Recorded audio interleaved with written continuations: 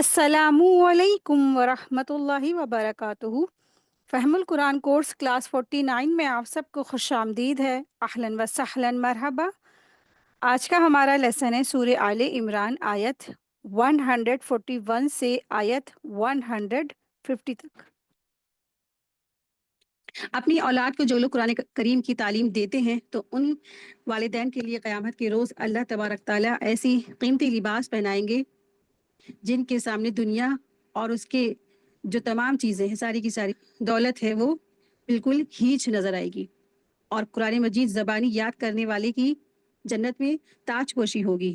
اس کے دائیں ہاتھ میں جنت کی بادشاہت کا پروانہ اور بائیں ہاتھ میں جنت میں ہمیشہ رہنے کا پروانہ عطا کیا جائے گا۔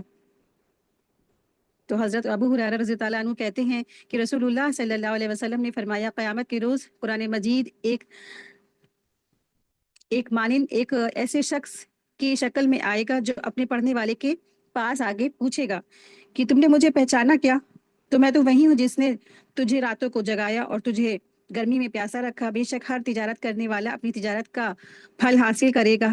آج میں دوسروں کے تاجروں کو چھوڑ کر تیرے پاس آیا ہوں۔ تو قرآن کی سفارش پر جو پڑھنے والے کے دائیں ہاتھ میں بادشاہت ہوگی، بادشاہت دی جائے گی، اور بائیں ہاتھ میں ہمیشگی کا پروانہ عطا کیا جائے گا۔ اس کے سر پر عزت وقار کا تاج رکھ دیا جائے گا، اور اس کے والدین کو 2 قیمتی لباس پہنا دیے جائیں گے جن کے مقابلے میں دنیا و ما فیہا کی ساری دولت ہیچ ہوگی۔ سبحان اللہ۔ اللہم ربنا جعلنا منہم۔ اللہ تبارک تعالیٰ سے دعا ہے کہ اللہ تبارک تعالیٰ ہم سب کو، ہم سب کی اولادوں کو، تمام لوگوں کو اس سب میں جو اللہ تبارک تعالیٰ نے اس میں جو جزا بتائی ہے اور ان کے انعامات بتائے ہیں، ان انعام یافتہ لوگوں میں ہم سب کو شامل فرمائے۔ آمین یا رب العالمین۔ نحمدہ ونصلی علی رسولہ الکریم، اما بعد فاعوذ باللہ من الشیطان الرجیم، بسم اللہ الرحمن الرحیم۔ رب اشرح لی صدری ویسر لی امری واحلل عقدۃ من لسانی یفقہوا قولی۔ ربی زدنی علما، ربی یسر ولا تعسر وتمم بالخیر وبک نستعین۔ اللہم انفعنا بما علمتنا وعلمنا ما ينفعنا وزدنا علما، ربی یسر ولا تعسر وتمم بالخیر وبک نستعین۔ آمین یا رب العالمین۔ سورہ آل عمران آیت 141 to 150۔ بسم اللہ الرحمن الرحیم۔ وَلِيُمَحِّصَ اللَّهُ الَّذِينَ آمَنُوا وَيَمْحَقَ الْكَافِرِينَ، اور تاکہ اللہ تعالیٰ ایمان والوں کو نکھار دے اور کافروں کو مٹا دے۔ یعنی یہاں پہ ایک اور تیسری حکمت بیان ہو رہی ہے کہ حقیقی مسلمان ممتاز ہو کر سب کے سامنے آ جائیں، اور کافر اس عارضی جو فتح تھی نا، وقتی جو فتح تھی، اسے دلیر ہو کر پھر سے مسلمانوں پر حملہ کرنے آ جائیں تو ان کرتوتوں کا انہیں بدلہ مل سکے۔ چنانچہ بعد میں غزوہ جو خندق ہوئی تو اس میں کفار کی زبردست شکست ہوئی اور وہ بھاگ کھڑے ہوئے۔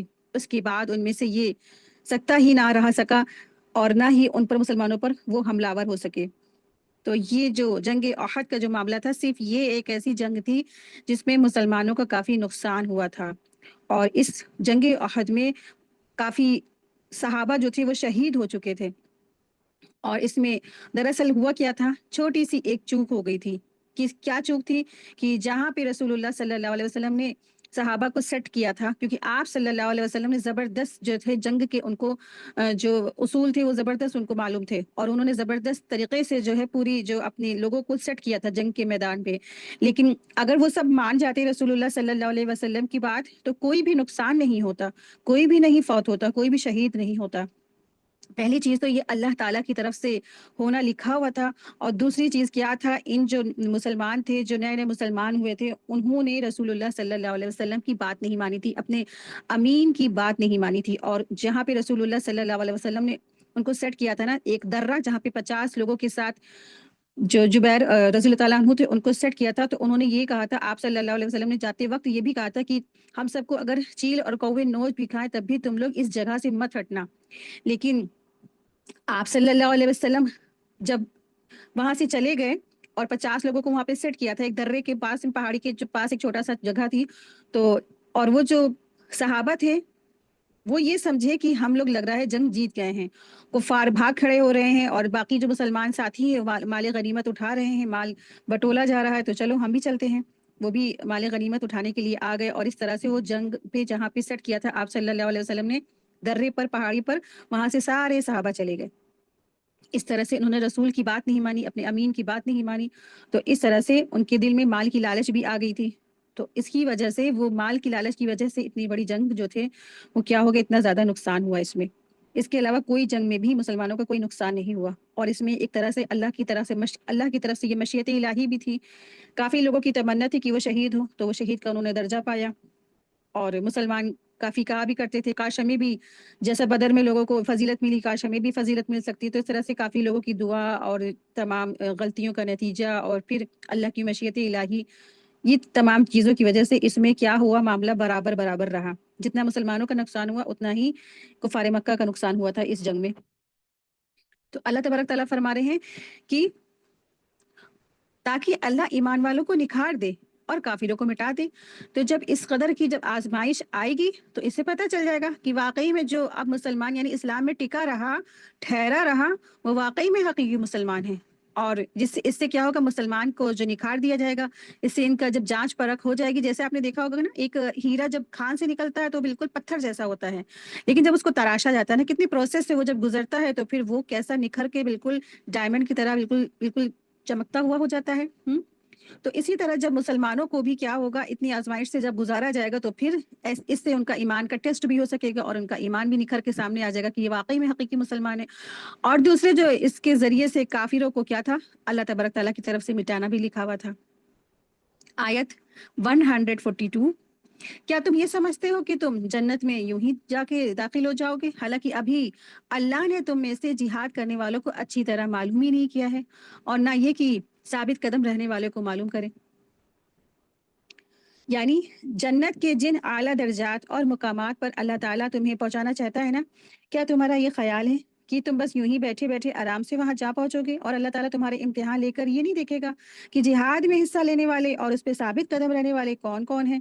جنت کی بلند درجات پر تو وہی لوگ جاتے ہیں, وہی لوگ پہنچ سکتے ہیں جو اللہ کی راہ میں طرح طرح کی سختیاں جھیلتے ہیں, قربانیاں ان کو پیش آتی ہیں تو اس سے وہ گریز نہیں کرتے ہیں.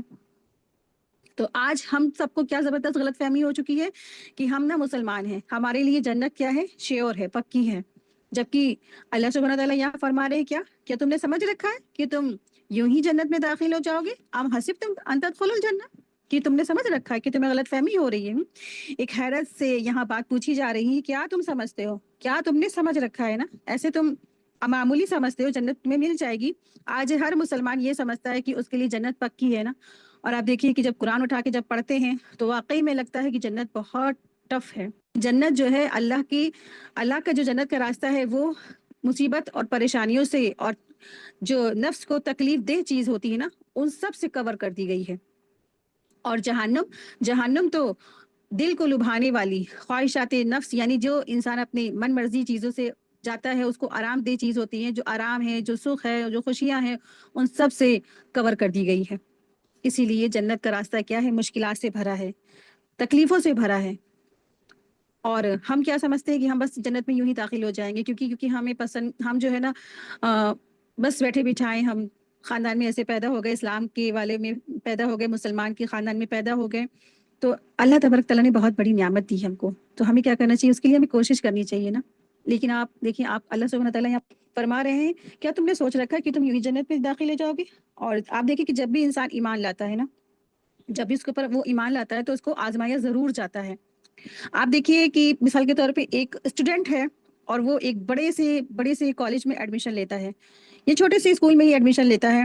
تو پھر کیا ہوتا ہے, پہلے تو اس کو تعلیم دی جاتی ہے, ایجوکیشن دیا جاتا ہے, پھر اس کا ٹیسٹ ہوتا ہے. اور جو بچہ اچھے سے پاس کر کے وہ ٹیسٹ پاس کر لیتا ہے تو پھر کیا ہوتا ہے, وہ بریلینٹ کہلاتا ہے.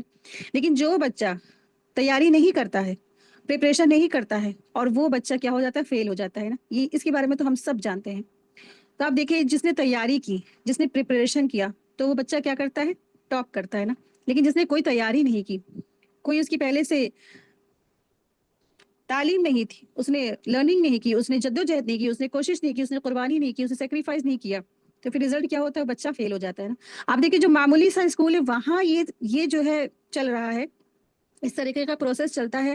آپ دیکھیں تو کیا جنت کے لیے اتنی جو کائنات کی جو سب سے بہترین چیز ہے وہ جنت، تو کیا وہ جنت یوں ہی انسان کو مل جائے گی کیا؟ اسی لیے اللہ سبحانہ تعالیٰ فرما رہے کیا تم نے سمجھ رکھا تم کو یوں ہی جنت مل جائے گی؟ تو مکی دور میں جب مسلمانوں پر قریش مکہ کی طرف سے بے پناہ ظلم اور مصیبتوں کا پہاڑ ان پر توڑا جاتا تھا، اسی وقت سیدنا خباب رضی اللہ عنہ ان مصیبتوں سے کچھ گھبرا سے گئے اور چاہا کہ رسول اللہ صلی اللہ علیہ وسلم سے دریافت فرمائے کہ جس وقت کی آپ کی بشارت سناتے ہی وہ کب آئے گی، یعنی کہ اللہ کی مدد کب آئے گی، تو وہ آپ صلی اللہ علیہ وسلم سنا دیں. تو چنانچہ وہ خود ہی آپ صلی اللہ علیہ وسلم کے پاس آئے اور اسی وقت آپ صلی اللہ علیہ وسلم کعبہ کے سائے میں ایک چادر پر تکیہ لگائے ہوئے بیٹھے ہوئے تھے. اس زمانے میں وہ جو ہے مشرک لوگوں سے سخت تکلیفوں سے وہ اٹھا رہے تھے، یعنی کہ خباب بن عرد خود کہتے ہیں کہ اس زمانے میں ہم سب مشرکوں کے ہاتھوں سے سخت تکلیفیں اٹھا رہے تھے. تو میں نے عرض کی آپ صلی اللہ علیہ وسلم سے کہ اے اللہ کے رسول ان مشرکوں کے لیے بد دعا کیوں نہیں کر دیتے آپ؟ یہ سنتے ہی آپ صلی اللہ علیہ وسلم سیدھے بیٹھ گئے اور آپ صلی اللہ علیہ وسلم کا چہرہ مبارک سرخ ہو گیا، یعنی غصے کی وجہ سے سرخ ہو گیا، اور فرمایا تم سے پہلے ایسے لوگ گزر چکے ہیں جن کے گوشت اور پٹھوں میں سے ہڈیاں تک لوہے کی کنگھیاں چلائی گئی تھی، مگر وہ اپنے سچے دین سے پھرتے نہیں تھے اور ان کے سروں کے درمیان رکھ کر آرے چلا دیے جاتے تھے اور ان کے دو ٹکڑے کر دیے جاتے تھے، مگر وہ سچے دین سے نہیں پھرتے تھے، اور اللہ تعالیٰ ایک دن اس کا کام کو ضرور پورا کرے گا. تو ہر دور میں ایسا ہوتا رہا ہے، ہر زمانے میں ایسا ہوا ہے کہ ایسا کبھی نہیں ہوا کہ انسان کو بہت آسانی سے ہی جنت مل جائے. تو جنت کے لیے ہمیں کیا کرنی ہے؟ مشکلات کو اٹھانا ہی پڑے گا، ہمیں پریشانیاں اٹھانی پڑیں گی، ہمیں جد و جہد کرنی ہی پڑے گی. ایسے نہیں ہو سکتا کہ ہمیں اتنی جو مہنگی چیز ہے نا تو ہمیں یوں ہی مل جائے. آپ دیکھیے کہ ایک جو معمولی کاری مٹی کا جو مکان ہے نا وہ ہم یوں ہی نہیں چھوڑ دیتے ہیں صرف مستری اور مزدوروں پہ نا، اس کے لیے ہم آرکیٹیکٹ کو ہائر کرتے ہیں، ایک انجینئر کو ہائر کرتے ہیں، تب جا کے ہم ایک بہت بڑھیا سا اپنے سارے جو زندگی کا ڈریم والا جو گھر ہے وہ بنواتے ہیں. اور آپ سوچیں کہ جنت کے لیے ہم یوں ہی بے فکر ہو کے بیٹھے رہیں کہ ہم مسلمان گھرانے میں پیدا ہو گئے ہیں اور ہم رسول صلی اللہ علیہ وسلم کے امتی ہیں اور ہمیں بس چند نمازیں اور روزہ ہم کر لیں گے اور حج کر لیں گے اور ہم جنت میں چلے جائیں گے؟ تو نہیں، ایسا بالکل نہیں ہے. جنت کو پانے کے لیے انسان کو کیا کرنا ہے؟ جہاد کرنا ہے اپنے نفس کے ساتھ، اس معاشرے کے ساتھ، اپنی جو ہے خواہشات نفس کو قربان کر کے، جد و جہد کر کے، صبر کر کے، اللہ کی رضا حاصل کر کے، تو پھر یہ کیا ہوگی؟ اللہ کی رحمت سے وہ جنت میں جائے گا. آیت 143. اور تم شہادت یعنی موت کے آنے سے پہلے پہلے اس کی تمنا کیا کرتے تھے، اس کو تو اب تم نے کھلی کھلی آنکھوں سے دیکھ ہی لیا ہے. یعنی جو صحابہ تھے، جو کچھ صحابہ ایسے تھے جنہوں نے جنگ بدر میں ان کو جانے کا موقع نہیں نصیب ہوا تھا. تو اس آیت میں غزوہ احد کا ایک دوسرا منظر پیش کیا گیا ہے، یعنی جو صحابہ ایسے تھے کہ جو غزوہ بدر میں وہ شریک نہیں ہو سکے، لیکن وہ ان کی شدید خواہش تھی کہ وہ جو شہید کے بدر کے جو فضائل انہوں نے سنا، اور پھر ان کے دل میں یہ تمنا پیدا ہو گئی کہ یا اللہ ہمیں بھی ایسے ہی اسی طرح سے جنگ کے سے ہمارا روبرو کرا، یعنی کہ ہمیں بھی اسی طرح سے جنگ میں ہم حصہ کریں، پارٹیسپیٹ کریں. تو اس طرح سے وہ تمنا کیا کرتے تھے کہ پھر اللہ تعالیٰ نے ایسا موقع فراہم بھی کیا تو ہم اللہ کی راہ میں جان دے کر شہادت کا مرتبہ حاصل کریں گے. اس طریقے سے ان کے یہ تمنائیں ہوا کرتی تھی، وہ صحابہ جو جنگ بدر میں شامل نہیں ہوئے تھے.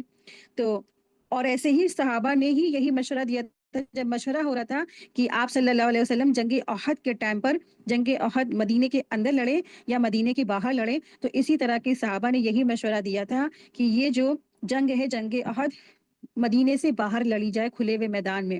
لیکن جب شکست ہوئی تو ایسے ہی صحابہ میں سے کچھ لوگ تھے وہ کیا ہوئے؟ بھاگ نکلے.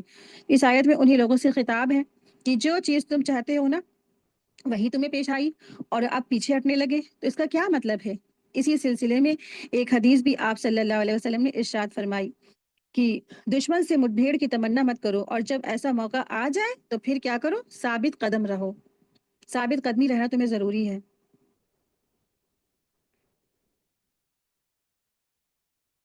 آیت 144.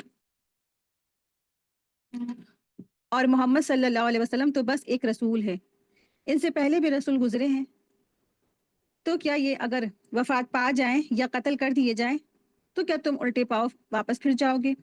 اور جو الٹے پاؤ پھر جائے گا تو وہ اللہ تعالیٰ کا کچھ بھی نقصان نہیں کر سکے گا، اور اللہ تعالیٰ شکر گزاروں کو جلد بدلہ دے گا. تو یہ خاص آیت ہے، وما محمد الا رسول۔ محمد لفظ یہاں پہ قرآن کریم میں پہلی مرتبہ آیا ہے۔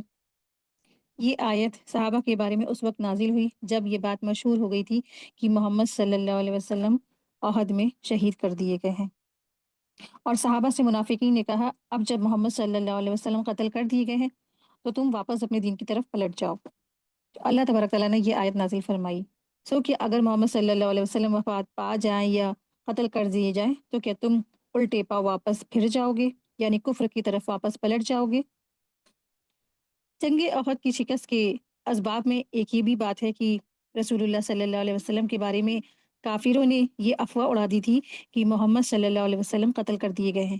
اس کی صورت یہ بھی تھی کہ ابن قیمیہ نے رسول اللہ صلی اللہ علیہ وسلم کو ایک پتھر مارا جس کی وجہ سے آپ کے رباعی مبارک یعنی آگے کے 4 دانت شہید ہو گئے تھے، اور قتل کرنے کے لیے آگے بڑھا تو مصعب بن عمیر رضی اللہ عنہ نے آپ کا دفاع کیا، آپ کا بچاؤ کیا، اور وہی پرچم ہاتھ پہ لیے ہوئے تھے، پرچم لیے ہوئے تھے، تھامے ہوئے تھے۔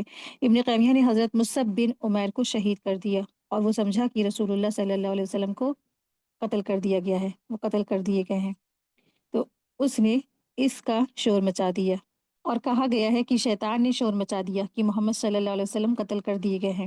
یہ خبر آنن فانن مشہور ہو گئی۔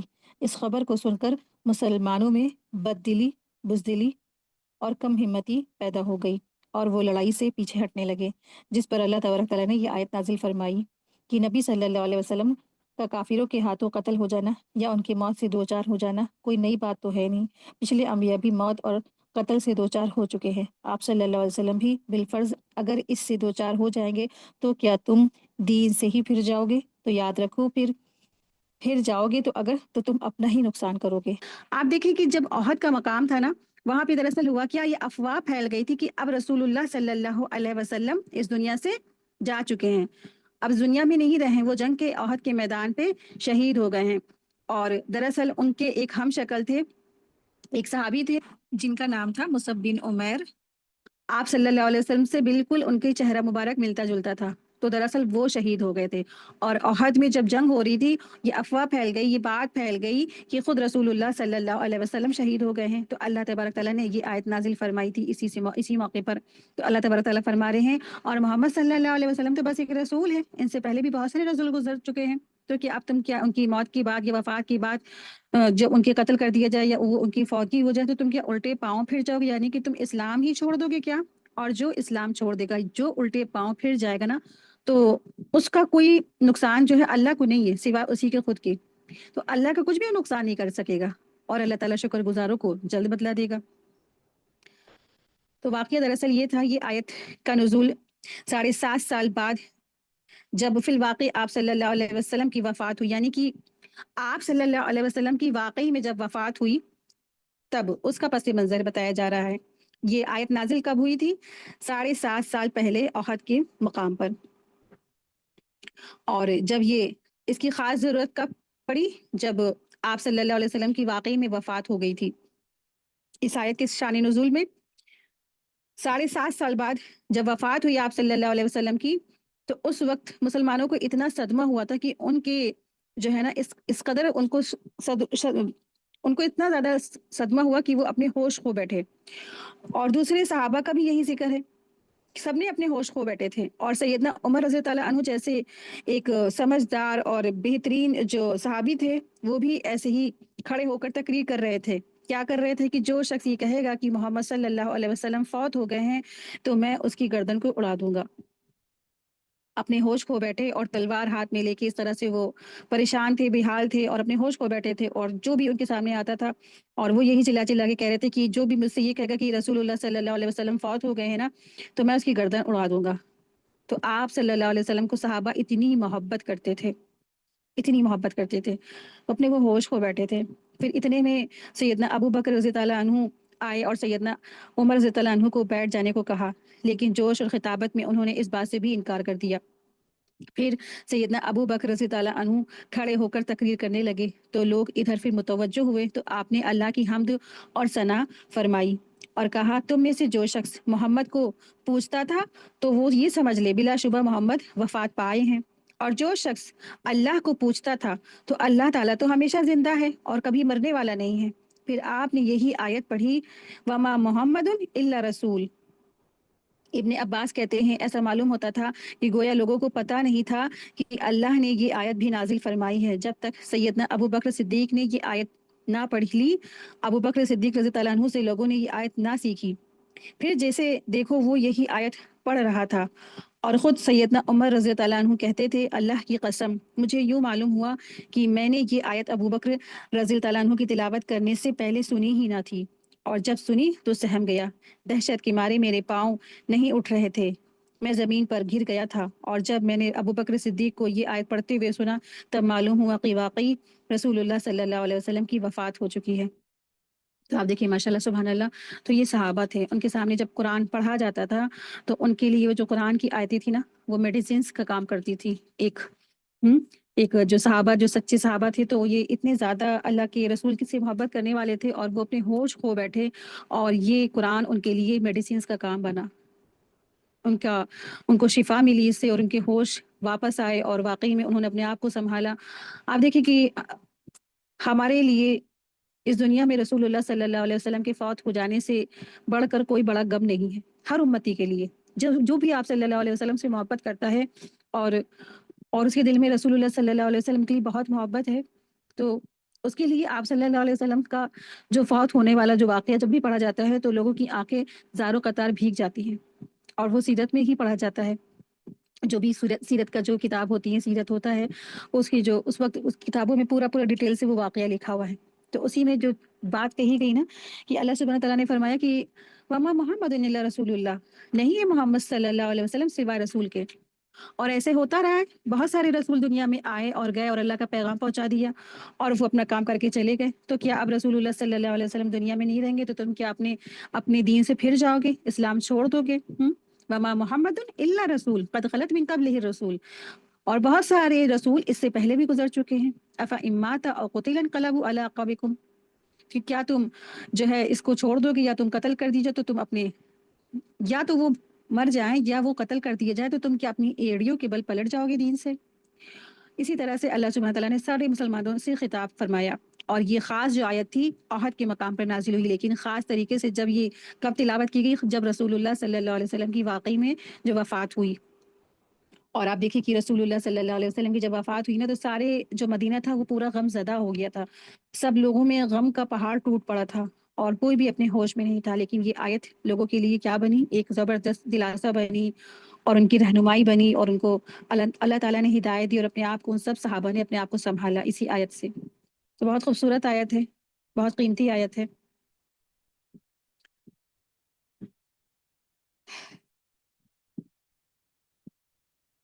صحیح بخاری میں بھی آتا ہے کہ حضور صلی اللہ علیہ وسلم کی جب انتقال کی خبر سن کر حضرت ابو بکر صدیق رضی اللہ عنہ جو تھے ایک جگہ سے گھوڑے پر سوار ہو کر آئے، مسجد میں تشریف لے گئے اور لوگوں کی حالت دیکھی، اور بغیر کچھ کہے سنے حضرت عائشہ رضی اللہ عنہ کے گھر پر آئے، اور یہاں حضور علیہ السلام پر جو ہے انہوں نے چادر ہٹائی، چادر جو اوڑی ہوئی تھی وہ ہٹائی، اور اپنا چادر کا جو کونا ہٹا کر انہوں نے بے ساختہ ان کے چہرے پر بوسہ لیا اور روتے ہوئے فرمانے لگے، میرے ماں باپ آپ پر فدا ہو، اللہ کی قسم اللہ تعالیٰ آپ پر 2 مرتبہ موت نہ لائے گا، جو آپ پر لکھ دی گئی ہے وہ آپ کو آ چکی ہے۔ اس کے بعد آپ مسجد میں آئے اور دیکھا کہ حضرت عمر خطبہ سن رہے ہیں، ان سے فرمایا کہ خاموش ہو جاؤ، انہیں چپ کرا کر آپ نے لوگوں کو فرمایا کہ جو شخص آپ صلی اللہ علیہ وسلم کی عبادت کرتا تھا وہ جان لے کہ آپ صلی اللہ علیہ وسلم وفات فرما گئے ہیں، اور جو شخص اللہ کی عبادت کرتا تھا وہ خوش رہے کہ اللہ تعالیٰ زندہ ہے اور اس پر موت نہیں آئے گی۔ پھر آپ نے یہی آیت تلاوت کی۔ آپ صلی اللہ علیہ وسلم کی وفات کے بعد حضرت عمر رضی اللہ عنہ شدت غم میں ماننے کو تیار ہی نہیں تھے، اور آپ صلی اللہ علیہ وسلم آپ صلی اللہ علیہ وسلم کی موت طاری ہو چکی ہے۔ حضرت ابو بکر رضی اللہ عنہ نے اس موقع پر یہی آیت تلاوت کی تھی۔ تو اس طریقے سے آپ صلی اللہ علیہ وسلم جب دنیا سے رخصت ہو گئے تو اس طرح سے صحابہ کا عمل تھا، صحابہ نے ماشاء اللہ تبارک اللہ ایسے اچھے اچھے اعمال کیے کہ اللہ ان سے راضی ہو گیا۔ آیت دیکھیں، آیت نمبر 145، اور ممکن نہیں کہ کسی جاندار کے لیے کہ وہ ایک مقرر وقت پر اللہ کے حکم کے بنا مر جائے، اور جو انسان دنیا کا فائدہ چاہتا ہے تو ہم اس کو یہی بدلہ دیں گے، اور جو آخرت کا فائدہ چاہتا ہے تو اسے وہاں حصہ دیں گے، اور ہم شکر کرنے والوں کو بہت جلد بدلہ دیں گے۔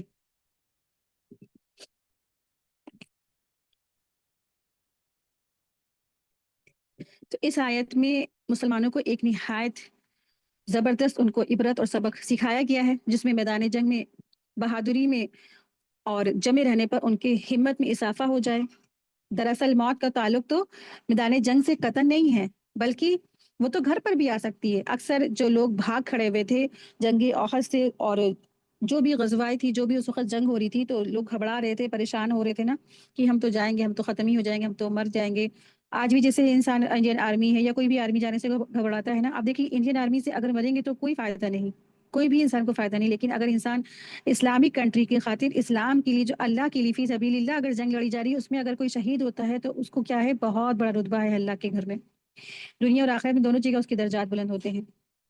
تو اسی لیے اس کا جو موت کا جو وقت ہے نا، وہ تو ایک مقرر وقت ہے ہی۔ آپ دیکھیں کہ خود رسول اللہ صلی اللہ علیہ وسلم اور خلفائے جو راشدین تھے، وہ بے شمار غزوات میں شرکت فرمائی تھی، لیکن چونکہ ابھی موت کا وقت نہیں آیا تھا، اسی لیے صحیح سلامت وہ واپس آتے رہے۔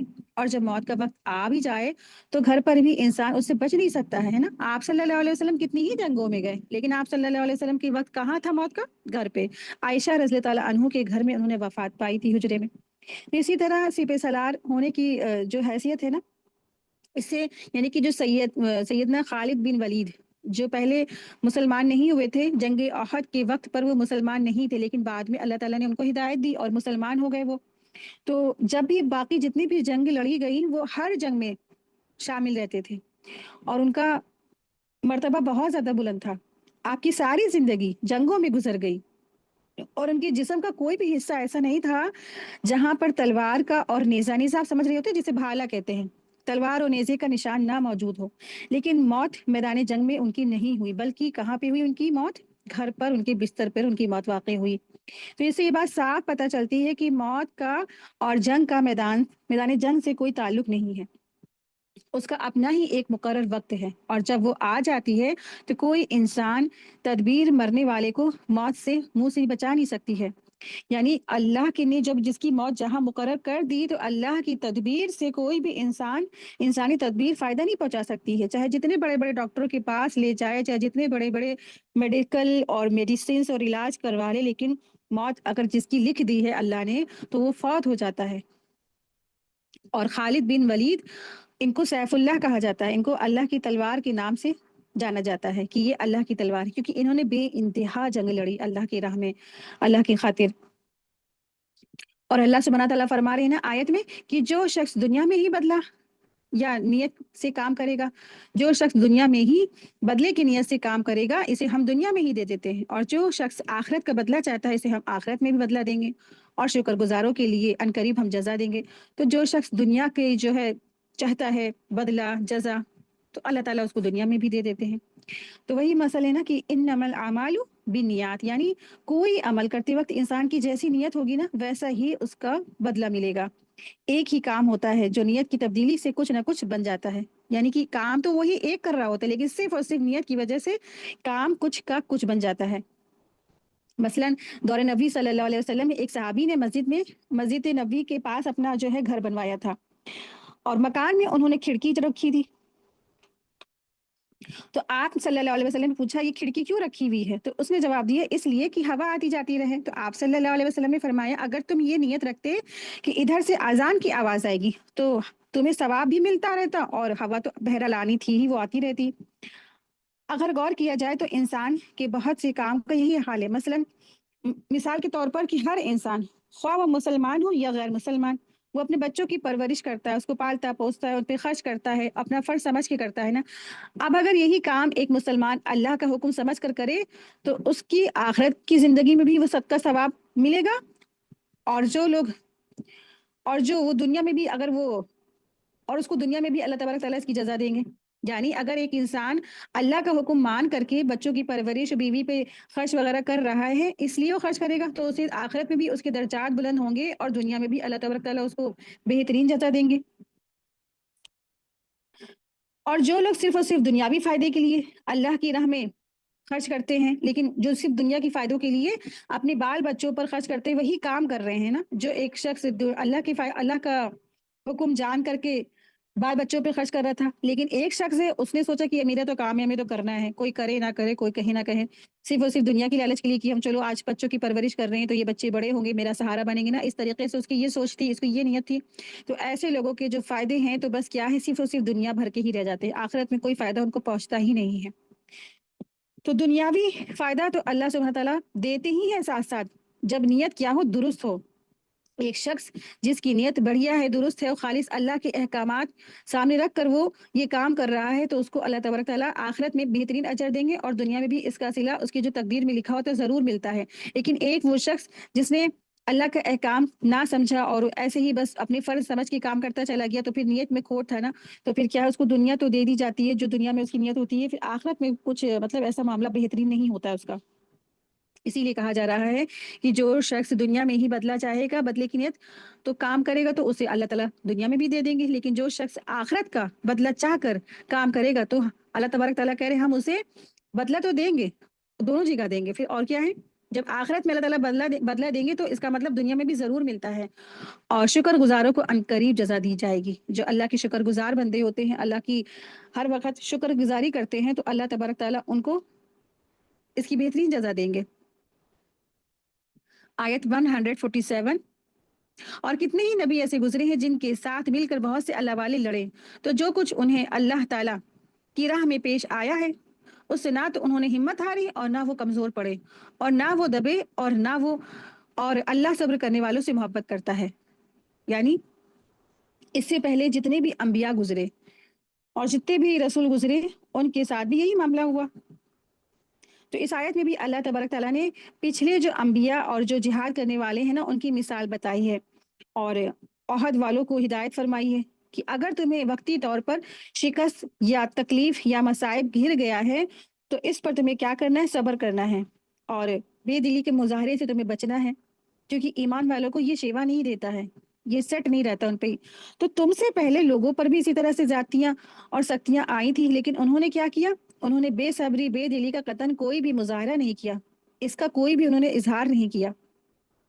ये खिताब दरअसल उन कमज़ोर ईमान वालों से है, जिनमें कुछ तो अबू सुफियान की पनाह में आने की बात सोच रहे थे और कुछ दीन से फिर जाने की बात सोच रहे थे। तो अल्लाह तबारक ताला ने उनसे ये खिताब किया है, यानी दीन से फिर जाने वो चाहते थे ऐसे लोग, क्योंकि अब इतनी ज़बरदस्त मुश्किलात आ रही थी इस्लाम के लिए और इतना ज़्यादा वो परेशान हो रहे थे कि लो मुसलमान होने पर तो हमारे पर पहाड़ ही टूट पड़ा और मेरी तो जान भी गई, माल भी गया और जो मेरे बच्चे शहीद हो गए, मैं भी क्या, मुझे भी इतनी तकलीफ़ें आ गई, मुझे भी इतनी चोट आ गई ना, इस तरीके से।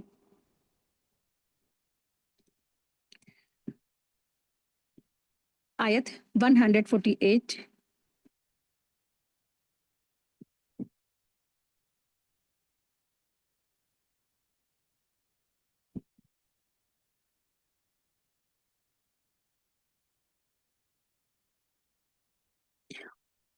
और उनका कहना तो बस इतना ही है कि ऐ हमारे रब, हमारे गुनाहों को, हमारे अपने मामले में जो ज़्यादती हमसे हुई है उसे माफ़ कर दे और हमारे कदम जमाए रख और इन काफ़िरों के मुकाबले में हमारी मदद फरमा।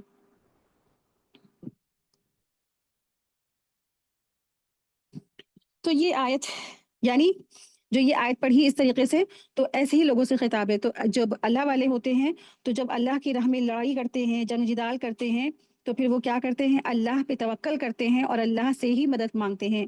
जिस तरह से जब बदर का मैदान था, आप सल्लल्लाहु अलैहि वसल्लम ने बहुत दुआ की थी, पूरी रात अल्लाह से दुआ करते रहे और जंग ओहद के मैदान पे भी, और इसी तरह से जब जालूत का जो तालूत का जो लश्कर था, वो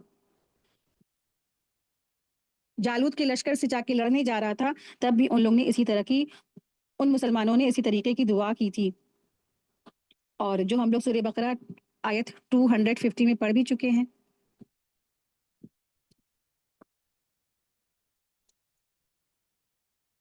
आयत 148। तो अल्लाह ताला ने उन्हें दुनिया में भी बदला दिया और आखिरत में भी अच्छा बदला दिया और अल्लाह भलाई करने वालों से मोहब्बत करता है।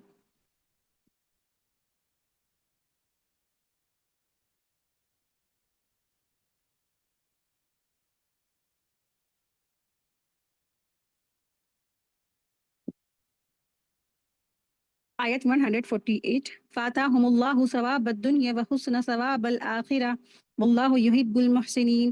اللہ تعالیٰ نے انہیں دنیا کا ثواب بھی دیا اور آخرت کے ثواب کی خوبی بھی عطا فرمائی، اور اللہ تعالیٰ نیک لوگوں سے محبت کرتا ہے. یعنی جو دوسروں کے مقابلے میں زیادہ بہتر رویہ رکھتا ہے، اختیار کرتا ہے، تو اللہ سبحانہ تعالیٰ ان کے لیے بہترین اجر عطا فرماتا ہے.